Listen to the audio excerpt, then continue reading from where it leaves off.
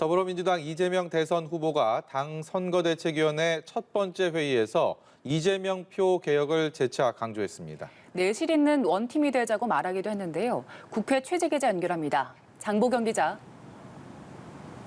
네, 파란색 점퍼를 입고 첫 선대위 회의를 주재한 이재명 대선 후보는 첫 번째 당부 사항으로 부동산 문제를 거론했습니다. 이 후보는 가장 좋은 부동산 대개혁 환경이 만들어졌다며 부동산 공격당할 때가 반격할 기회라고 말했습니다. 민간 개발업자 이익을 나눠 가진 부패 세력들이 태도 돌변에 적반하장식 공세를 하고 있다고 지적하기도 했는데요. 이 후보의 발언을 직접 들어보시죠. 부동산 개발 이익, 국민 완전 환수 제도, 또 분양가 상한 제도, 분양 원가 공개 제도 등등의 또 개발 부담금 증액, 또 여러 가지 전 국민의힘 정권이 만들었던 민간 개발을 용이하게 하는 제도들을 이번 기회에 완전히 좀 개정해 주시기를 부탁드립니다. 네, 재난지원금 추가 지원 문제도 짚었습니다. 경제 활성화를 언급하며 적극 추진해달라 당부했는데요. 국회의원 면책 특권과 관련해선 이 범죄 특권이 되고 있다며 민주적 의사결정 장애 주는 행위들이 발생하고 있다고 비판했습니다.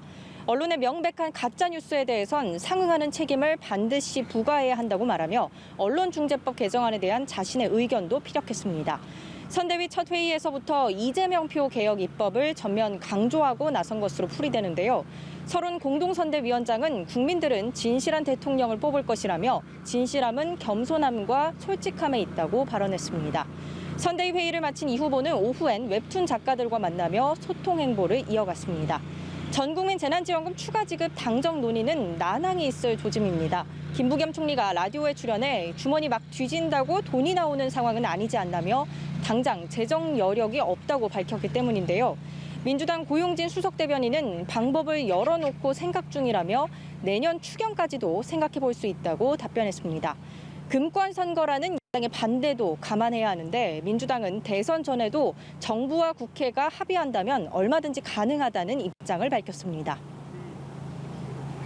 네, 장보경 기자. 대선 후보 선출을 앞두고 있는 국민의힘 정말 시간이 얼마 남지가 않았는데 오늘부터 일반 국민을 대상으로 한 여론조사도 실시하고 있다고요?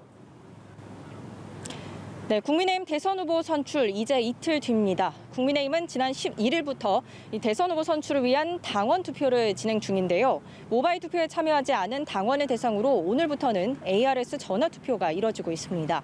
오늘 오후 2시까지 전체 합산 당원 투표율은 60%를 돌파했다고 당 관계자가 전했습니다. 국민의힘은 오늘부터 내일까지 이틀간 전화 면접 방식의 일반 국민 여론조사도 진행하는데요. 민주당 이재명 후보를 상대로 어느 후보가 가장 경쟁력이 있는지 사지선다 방식으로 묻는 겁니다. 당원 투표와 일반 국민 여론조사 각각 50%씩 반영해 최다 득표자가 최종 후보가 됩니다. 홍준표 후보는 오늘 기자회견을 열고 이재명 후보와 문 대통령의 지난 청와대 회동을 지적하며 선거 중립 내각 구성을 촉구했습니다.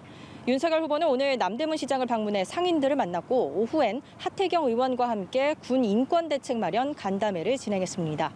유승민 후보와 원희룡 후보는 오늘 언론 인터뷰를 일정을 소화하며 공중전을 펼치고 있습니다. 윤석열 후보 지지를 표명한 서민 교수가 유튜브 채널에 홍어준표 표현을 쓴 것을 놓고 홍 후보가 호남 비하 망언이라고 지적하기도 했는데요. 윤 후보는 특정 지역이나 대상을 존중하지 않는 단어는 어느 누구도 바람직하지 않다 생각한다는 입장을 밝혔습니다. 국민의힘은 오늘 이재명 비리 국민검증위원회 임명장을 수여하며 이 후보를 향한 대장동 의혹 공세에 고삐를 조였습니다. 네, 그리고 심상정 정의당 대선 후보가 오늘 기자 간담회를 했는데 어떤 내용이 있었습니까?